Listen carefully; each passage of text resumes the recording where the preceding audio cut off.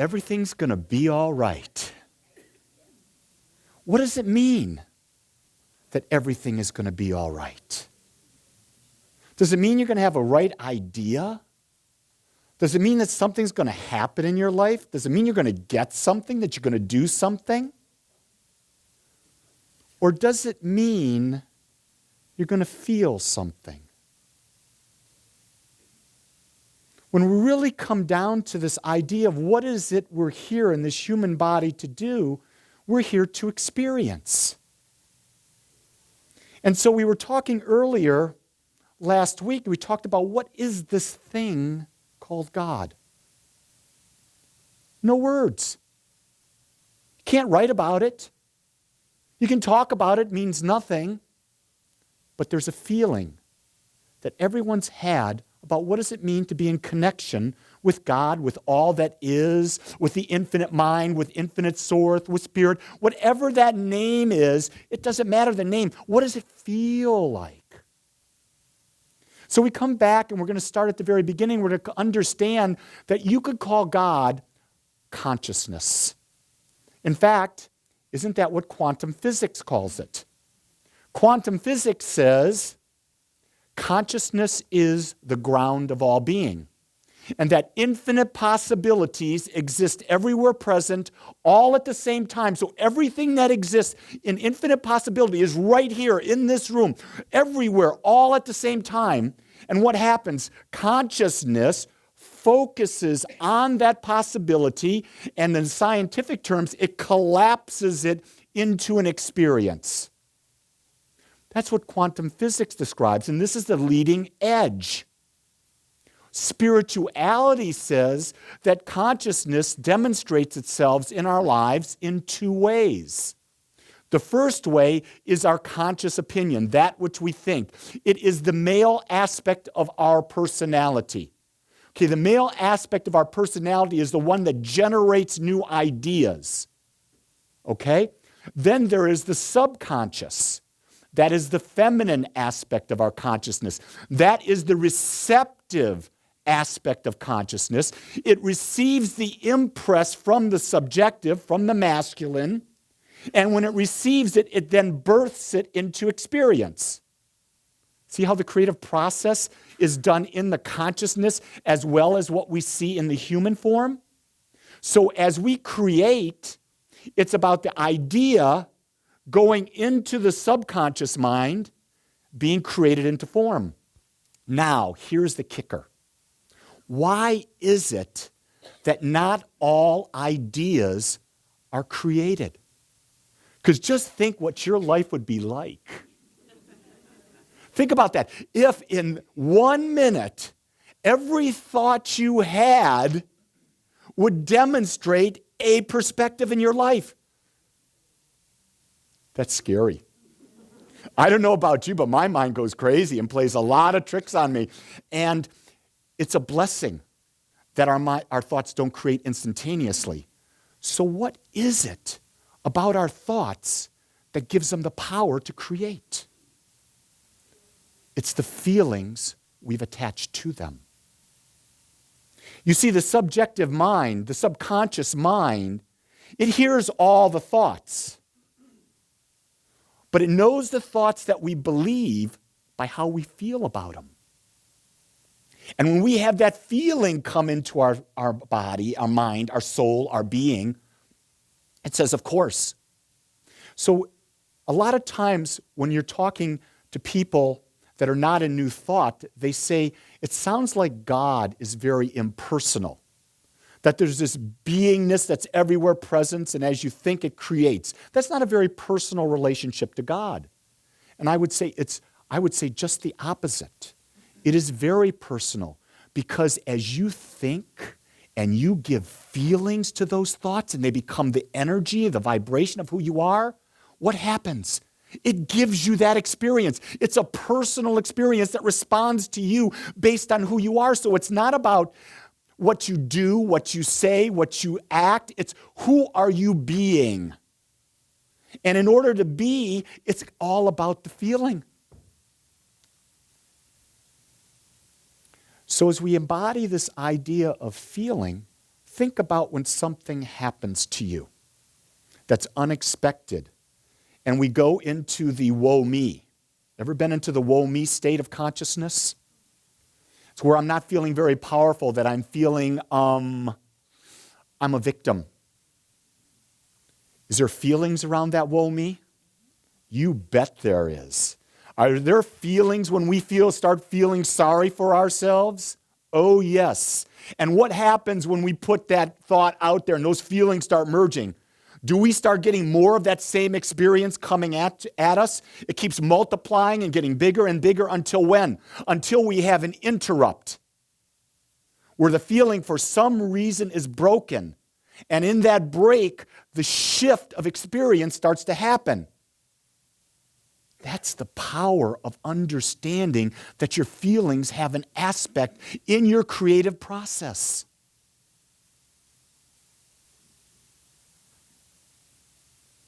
I deal with people all the time when I'm counseling, and they really want to tell me their story. They want to tell me their story over and over and over and over again. And they really want to make sure that I get every detail of that story. And Lee, you have to understand the pain I'm feeling. You have to embody this. You have to get down. You have to be compassionate with me. Do you know what compassion means? It means to suffer with. So if I want to go into someone's pain and suffer with them, and I have that feeling, what am I setting myself up to do? To suffer? I don't want to do that.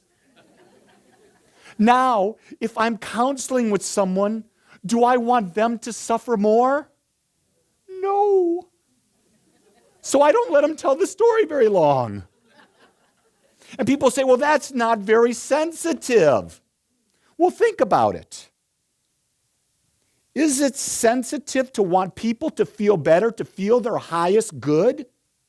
Or is it sensitive to say, yeah, suffer some more, tell me, give me more of that story. I want to have more of it over and over again. You see, a lot of times when we get into this idea that our thoughts create, we get the idea that we have to go within to understand what we're creating. But the more we go within, what are we doing? We're pulling up those old feelings, aren't we not? And when we pull those old feelings up over and over, we let the love wash over us. That's a song that Michael Beckwith and Ricky Byers-Beckwith do. We let the love wash over us. Well, when we dig in and we pull up those feelings that were not serving us then or not serving us now, and we let them come up, they just come and they wash over us, and we become that mental vibration, that mental atmosphere, and everyone in the world who's got something that'll stick to it starts throwing it at you. And you become like this great big, what do they call those things? Velcro man or Velcro woman. And all the crap around starts flying through the air from people you don't even know because they're over here listening to your story. They're over here listening to your story, and they say, well, I got some of that crap, and they throw more of their ideas on it. And then you become this great big energetic vibration that's volcanic. And when you become volcanic, at some point, you're going to explode. And that's not pretty. You ever watch anyone explode? That's not a pretty picture. But what if we could do a pattern interrupt? What if we could just step in and shift the consciousness? David Deida, Dr. David Deida, one of my favorite authors about relationships, wrote the book, The Way of the Superior Man. And he talked about, from a male perspective, being in relationship. And he said there are a couple things that a man can do to cause the relationship to be easier. They're not the essence of the relationship, but they're the easierness of make it a little bit easier. And he said there's two things in general, not in all cases, in general, that a man can do. He can gently let his partner know that he cares by a gentle touch. A touch on the hand, a touch on the shoulder, a touch on the back. Just that. It's a sign of connection.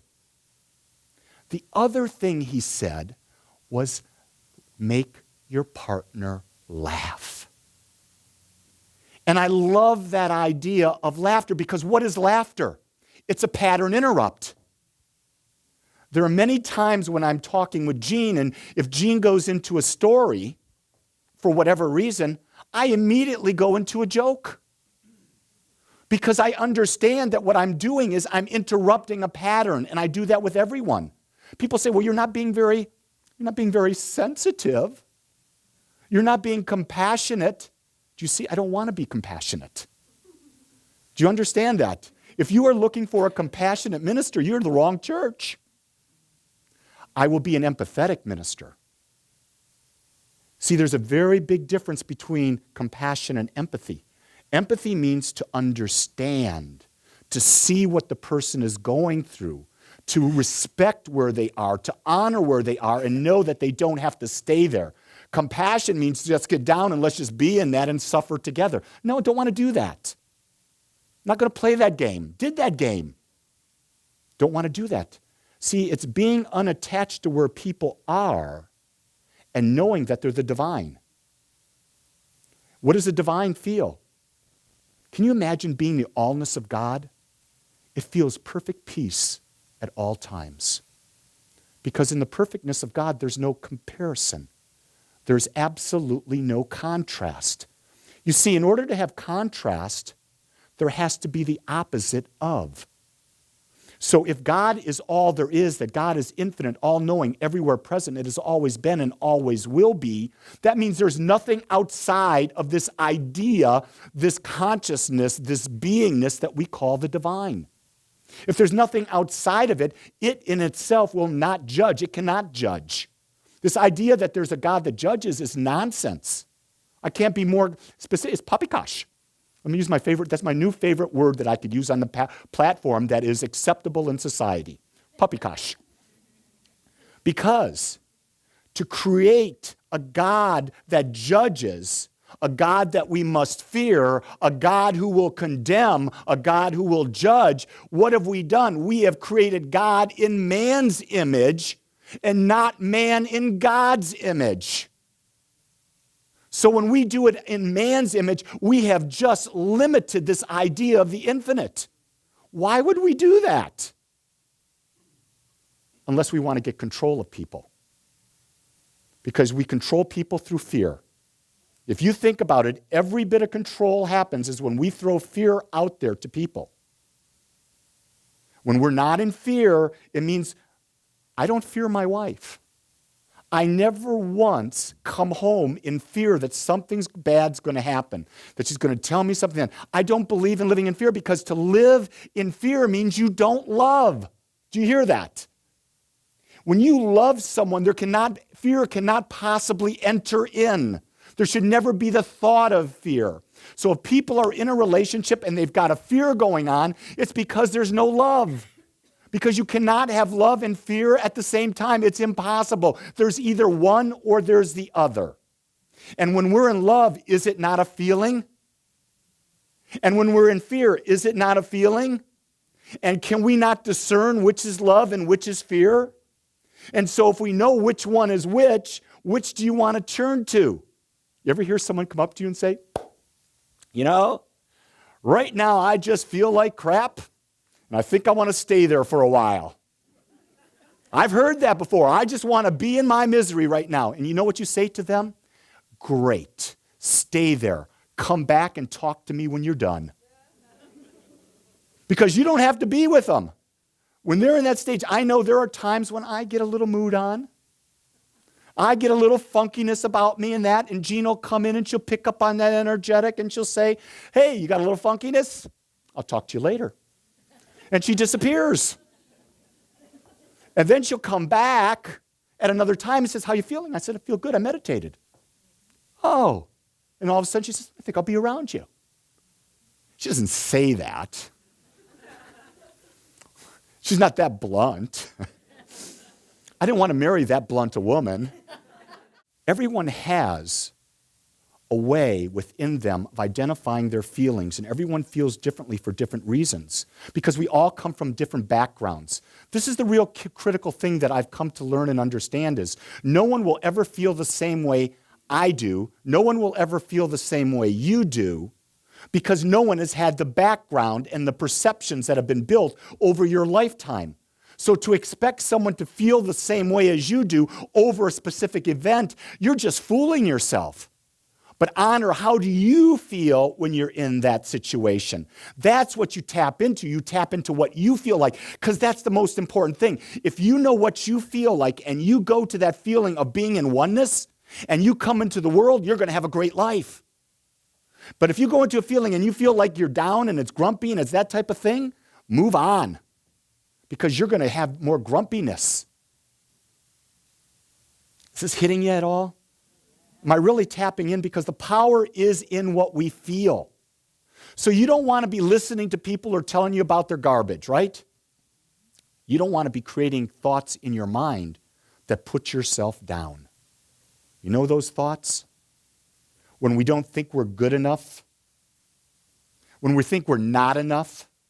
Who am I to think that I'm deserving to be in relationship with that person? Who am I to think that I deserve that job? Who am I to think that I deserve to be a multimillionaire? Who am I to think that I should have phenomenal health at my age? Who am I to think? Who am I to think? You have those thoughts. Do you think there's emotion behind those thoughts? It's something that's been practiced for years and years and years and years. And there's an emotion. And when you put that emotion out there with those type of feelings, the law is going to say to you, but of course, I will give it to you. And you get more of it. But when you do the pattern interrupt, it's interesting. I've been teaching using prayer beads, mala beads. And a lot of people are still doing it. And some people are pulling away from it because they've got other things that they're doing instead of that. And that's cool. But what I'm understanding as I process more and more and more is that, yeah, we're saying something that, for example, every day, one of my affirmations is, divine wisdom guides and directs my every thought, word, and action. And every day I say that. And sometimes, because I'm saying it 108 times every day, sometimes there's not enough emotion behind it. But guess what I'm building? I'm building a pattern of thought. I'm starting to build a mental energy. And if that's what I really want in my life and I start building that mental energy, over time that becomes a predominant thought pattern. So anytime I come and think about what is my intelligence, how am I going to react, what are my thoughts about something, how am I going to get an idea, I've built this pattern of thought that says, divine wisdom guides and directs my every thought, word, and action. And when that surfaces in that moment, when I need the divine I need the divine wisdom, what happens? Oh my God, that's it, the divine wisdom. So what have I just filled it with? I've filled it with emotion. And now the law says what? Yes, you are the divine mind of God, and the power to act and know is right where you are. Here's the answer. And it shows up all the time. But you see, the idea is that the affirmations, the self-talk, the prayer that we do, the gratitude that we do, all that is doing is planting those seeds, the seeds that are going to be able to sprout at the moment in your life when you're going to need it. And when you need it, you pop on all the emotion you can on it, and the law looks at you and says, yes, indeed. What I understand is there's no quick fix. If you're looking for a quick fix, it doesn't exist. Why? Because your feelings took time to build the energy around the ideas that you've got. So to shift what the ideas that you got with the feelings, it's going to take time to build them. It's called shifting and building a new mental atmosphere. And with that mental atmosphere, there's the aspect, the more it gets sunk in thought, the easier it is for feelings. Because, the first time you say the affirmation, divine wisdom guides and directs my every thought, word, and action, you're going, holy crap. Wait a second, holy poppycosh. That doesn't work for me. But you start saying that several thousand times. I've probably said that affirmation for 7 months now. 7 months times 30, that's 210 days. 210 days times 108. How many thousand times have I said that? Do you think that's becoming a predominant thought in my mind? See how you can shift your thought? Same way. This process doesn't work just for me. It doesn't work for just Jeff, it works for everybody. But the idea is, and this is where we get hung up, we don't do the daily work. And it's about the daily work. You have to drink water daily. You've got to eat daily, right? You've got to perform some form of service to bring in revenue daily, right? Well, you've got to do something to change the tone of your mind, your mental atmosphere. This is the key to life. And when we recognize that as we change the mental atmosphere and we build those feelings, and it's fun to build feelings. All you've got to do to build a feeling is think about what you want to experience, picture yourself after the fact already experiencing it, anchor what that feeling is, and start living from that feeling. See how that goes? You can easily, without having that new car today, know what it would feel like to be in that brand new Maserati. You're sitting there and that leather is just wrapped around your body. You've got the perfect armrest on the left, the perfect armrest on the right. Your hand is on the shift. It feels good. You reach up and that steering wheel just slides perfectly under your hand. It's got leather on it and you can feel how soft and good it feels. You got what it feels like, and all of a sudden you punch it and that car just goes. Can you hear the muffler? Everyone's looking at you because you are fast. Now, live from that feeling. You haven't driven the Maserati yet, but we've created that feeling. You can do this about any aspect of life. Create the feeling that you desire and start to live from the feeling. Put your ideas and say them with the feeling and be in an expectancy that I will always be in that feeling. You see, feeling is a choice. How we think is a choice. How we act is a choice. Why is it a choice? Because we are individual points of consciousness within the infinite, where the infinite has come forth to uniquely express and experience life as only it can as each of us. So the idea really comes back to each of us is the individualization of God.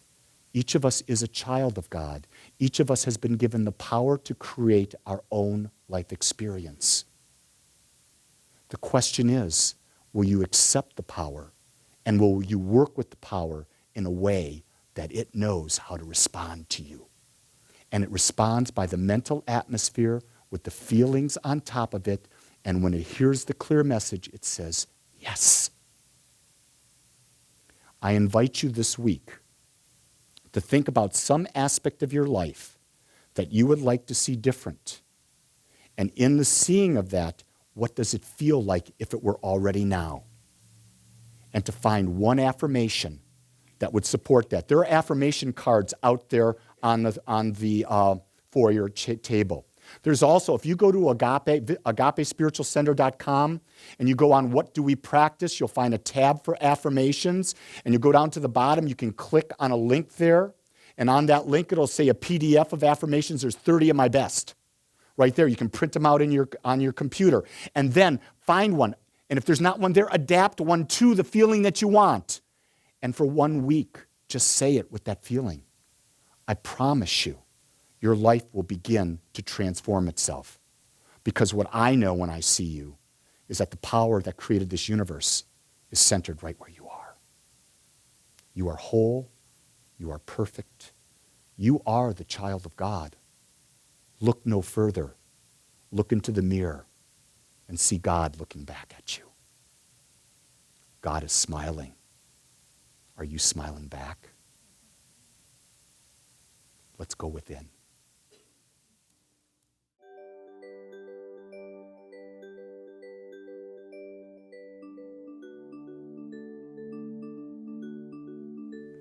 I want to thank you for joining us today. I am so grateful that you took your time to watch or listen to this message. If you found this message beneficial, I would ask you to go to our website. Once there, click on the Contribute button and experience the joy of conscious and purposeful giving. It is through your gifts that we are able to bring this message to the world. I would also ask you to please share this message with anyone you feel might benefit. Again, I want to thank you for joining me and the Agape community as together we bring joy to life.